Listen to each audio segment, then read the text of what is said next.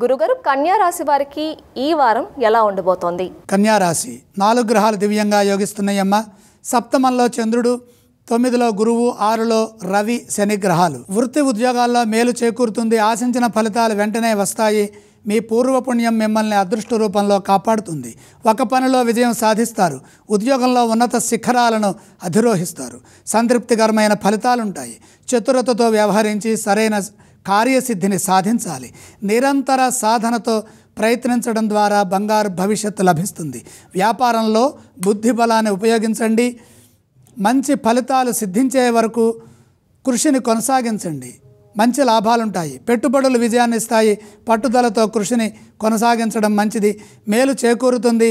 పని మొదలుపెట్టిన తర్వాత ఎట్టి పరిస్థితుల్లో మధ్యలో పనులు ఆపవద్దు. ఎన్ని ఆటంకాలు ఎదురైనా లక్ష్యాలను పూర్తి చేయండి. కలహాలకు అవకాశం ఉన్నది కాబట్టి సున్నితమైన విషయాల్లో ఆలోచించి సంభాషించాలి.